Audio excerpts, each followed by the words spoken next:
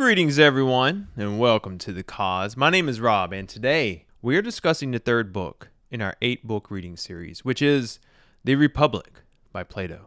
The reason this book is in the series will become clearer as we go through it. We will see soon that creating a constitution, or republic, is easier than keeping it intact. Regarding our own republic here in the States, we're getting a real-time view of how hard this can actually be to accomplish, and hopefully we can save what is left. This book may shed some light on what has happened, what is happening, and what may occur in the near future. So, with no further ado, let's begin. Maybe you got lost somewhere, swimming too far off the beach, off the coastline. I want to provide a brief overview of the book and let you know right from the start that this will not be an in-depth discussion of the entire book.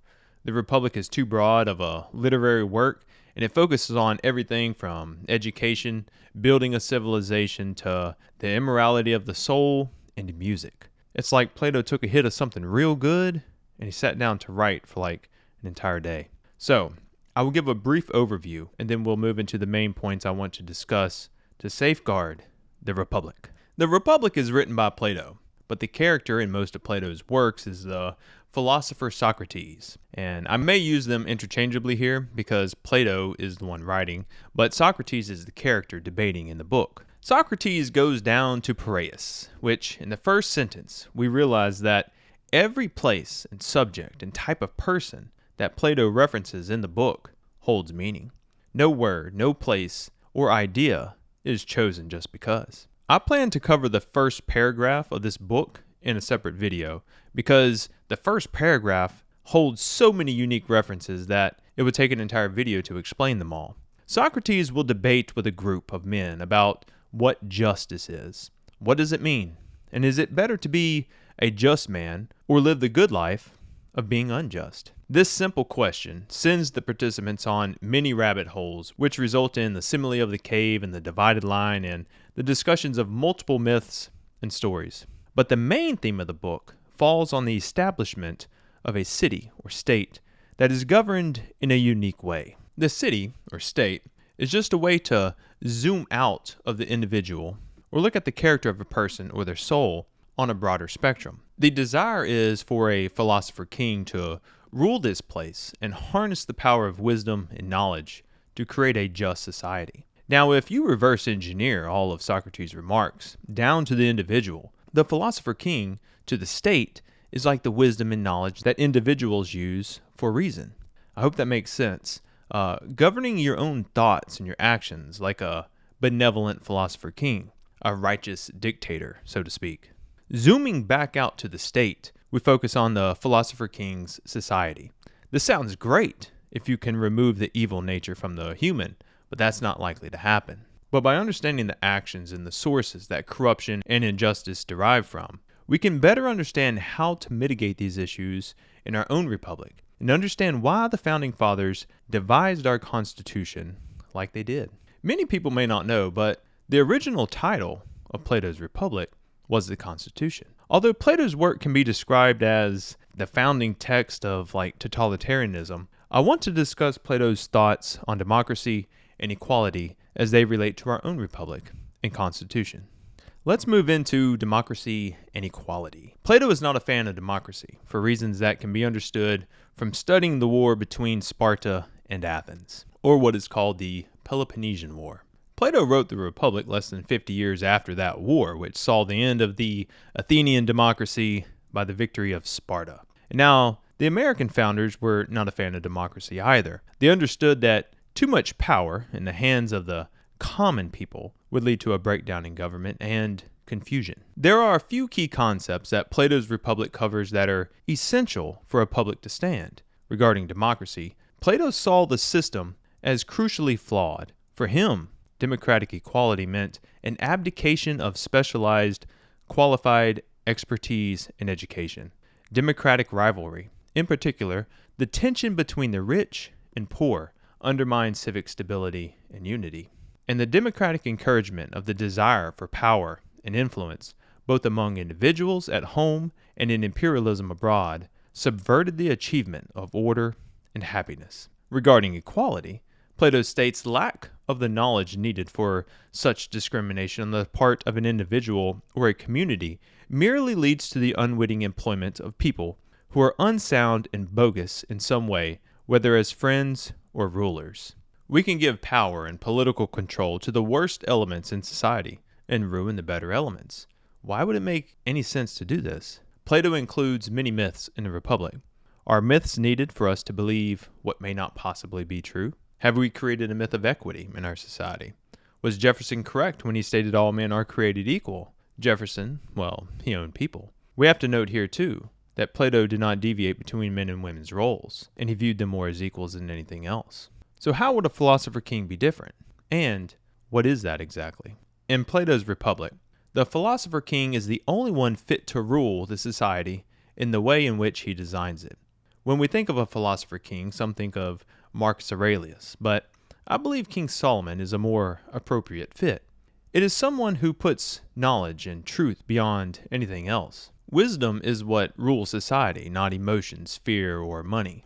But who in their right minds wants to step up and lead a state like this? Surely only those who are seeking power and control for nefarious reasons would be the ones stepping up to rule. Plato says if you have the ability to be the philosopher-king and you do not step up to the plate, you will be punished. He says the worst penalty for refusal is to be governed by someone worse than themselves. That is what I believe frightens the honest men into accepting power. For in a city of good men, there might well be as much competition to avoid power as there now is to get it.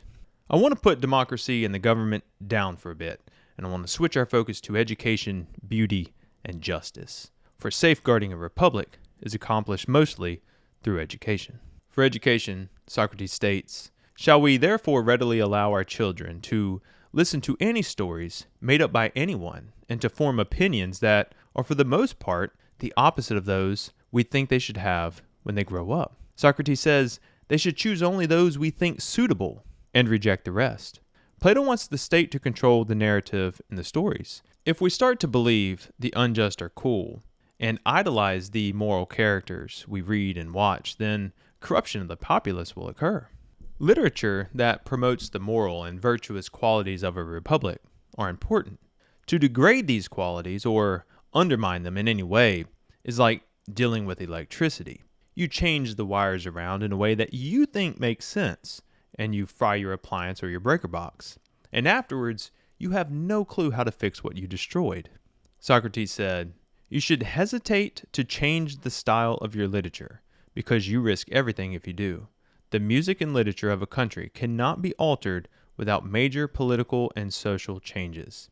Add radio, television, internet, and social media, and we have an issue on our hands like Plato never imagined." What is the data on increased crime regarding music, media, and entertainment?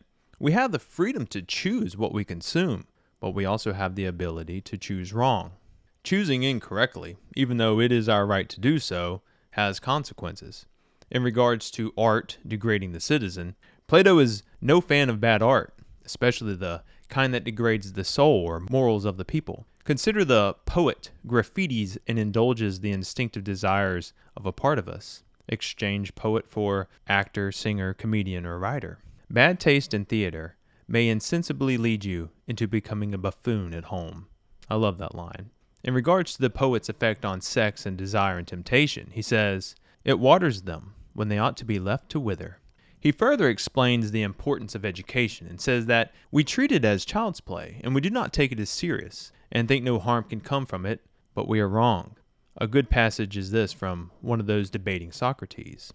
"It only does harm," he said, "because it gradually makes itself at home and quietly undermines morals and manners. From them, it issues with greater force, invades business dealings generally, and then, Socrates, spreads into the laws and constitution with complete lack of restraint until it has upset the whole of private and public life." So what should we do in our republic? Regulate education so as not to degrade the moral character? What if we do not safeguard the moral character of the student? You will be left regulating through law afterwards to curtail the crime and injustice. Or what if we do not regulate anything? Let's set aside regulations and control for a bit and focus on beauty. Plato says, "For the object of education is to teach us to love what is beautiful. But to love rightly is to love what is orderly and beautiful in an educated and disciplined way." The closer we are to the purity of nature, the more beautiful Plato describes it to be.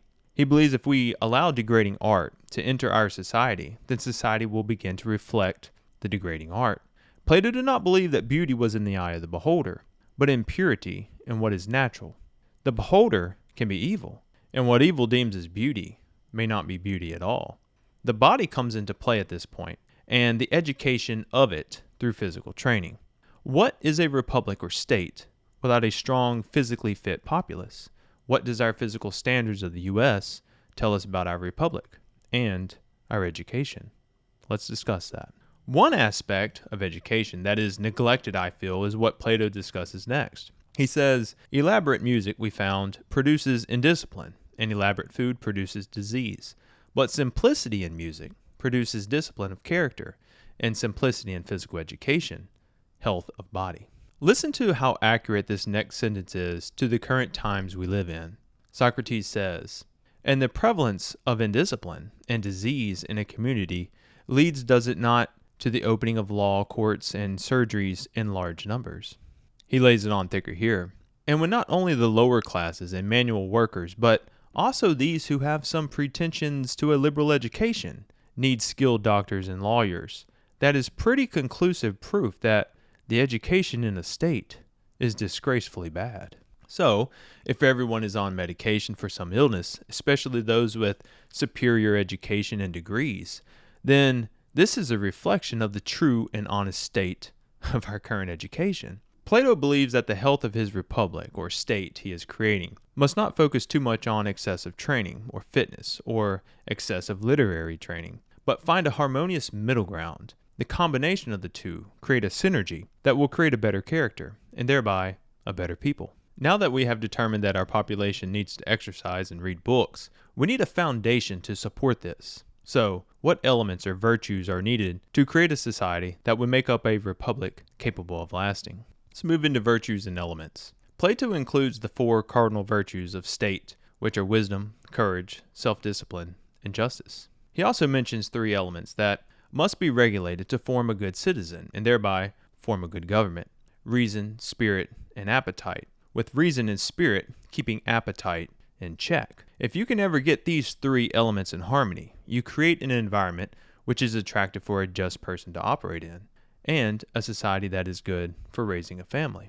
If these 3 are out of sequence with each other, it creates a breeding ground for evil. So how many people do you meet that have all these qualities in check on a daily basis?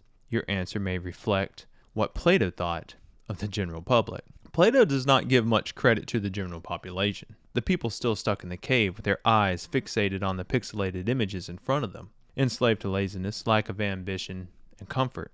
How can good men prevail amongst the crowd if he or she is not trained and educated properly? The next line explains what can happen. Won't he be swamped by the flood of popular praise and blame, and carried away with the stream till he finds himself agreeing with popular ideas of what is admirable or disgraceful, behaving like the crowd, and becoming one of them?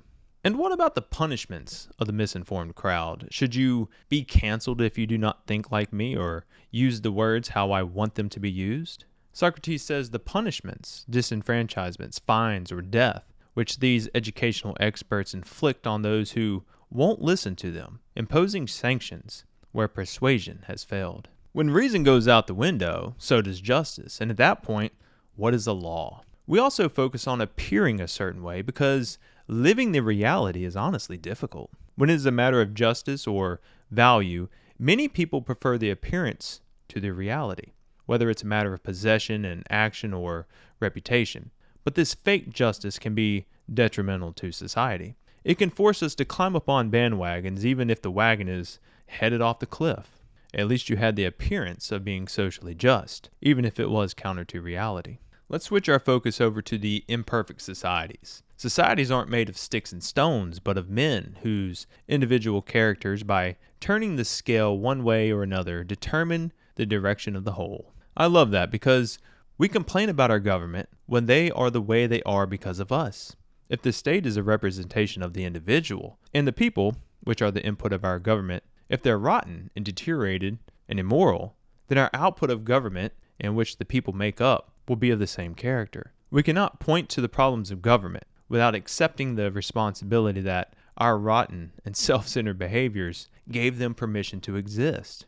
Our fear to step out of our place of comfort and lose what we materially hold dear keeps us from banding together and putting our government in check. Our government is simply a reflection of the populace. Socrates compares each type of society to the type of people that make up that society, and I'll go through these very quickly. A timarchy, which is represented by a Spartan character, the focus is on strength and spirit over education and intellectual training.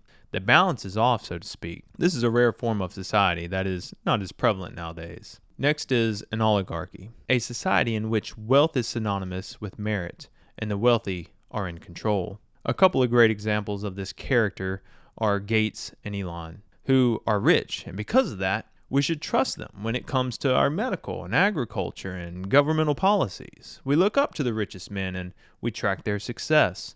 Plato says the more the population values wealth, the less they value goodness. The excessive desire for money leads to a democracy.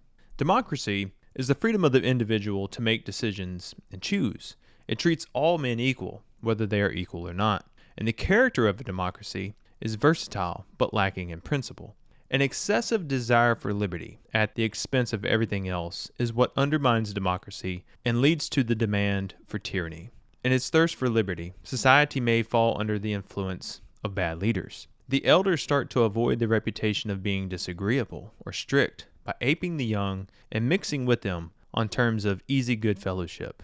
He also says, the minds of the citizen become so sensitive that the least vestige of restraint is resented as intolerable, till finally, as you know, in their determination to have no master, they disregard all laws, written and unwritten. Focus on that last word, unwritten, laws as well. Customs and traditions that, like glue, hold things we do not even understand together, start to be dismantled. We take things apart, not having the knowledge to build anything better. We then move into tyranny, the conflict of rich and poor in democracy, and the tyrant's rise as popular champion, his private army, and the growth of oppression. So where does this champion of the disgruntled populace come from? Plato says, it is he who leads the class war against the owners of property. He says you will see exiles, executions, hints of cancellations of debt, and redistribution of land follow. The question is brought up, but would the tyrant honestly use violence against the people who fathered his position? Plato says, well, yes, after he has disarmed them. Tyranny is the lack of unity and harmony of society. When the attitudes of the populace break down amongst themselves, a champion is always ready to pump his fist and save the day. Now, Plato brings up something that I don't think is discussed enough in society. He believes that even in the outwardly most respectable of us, there is a terrible bestial and immoral type of desire. These are the thoughts you never relay to anyone, the ideas you keep guarded from civil society. Many of us will go through life and never fully understand what the demon inside of us is capable of committing. But if society ever breaks down to the barbaric levels we only read about in history books, and that bestial and immoral desire is roused in us, these periods of history are usually dark. But society, for good reason, wants this hidden desire to stay hidden. And why has self-indulgence always been censored? Isn't it because it gives too much freedom to the monstrous, multiform creature within us? We learn early on in life what we need to censure and make sure it does not come out. You should always be attuning your body to match the harmony of your mind and character. So in the timeline of republics, where are we at? This is a hard question to reckon with. Respect for not only people, but truth has faded, and we have to question if it can even be found again. One must not respect the individual more than the truth. Is it not always the sharpest eyes that see things first? To me, the Republic explains the just soul through the concept of society. And if quality of society is what is important to the formation and preservation of a republic, then the focus should be on strengthening the qualities of our society. Getting us to agree on what those qualities are can be difficult. The consequences of this disagreement is the fragmentation of our union. And like Mr. Lincoln said, A house divided cannot stand. Education plays a role, and the quality of the citizenry play a role in safeguarding the republic. In the next few books, we will focus on what can happen if we fail at staying united. Like Rousseau said, man is born free, and everywhere he is in chains. The Social Contract will be our next book to discuss in the series. I truly hope you enjoyed my review on the Republic, and if you have comments, please post them down below, as I would love to read through them and learn from you as well. I will cover specific topics such as the simile in the cave and other lessons in separate videos during my Coffee Break Tuesday series. My coffee is always linked in the description below. You can use the code THECAUSE for 15% off your first order. We meet Monsieur Rousseau next, so with that being said, bonjour mon ami, drink some bomb coffee, open some amazing books, and I will see you in La Francais. Thanks for watching. Stay blessed. I love y'all. All the dreams are locked up, I'll go and find it. It's good, good.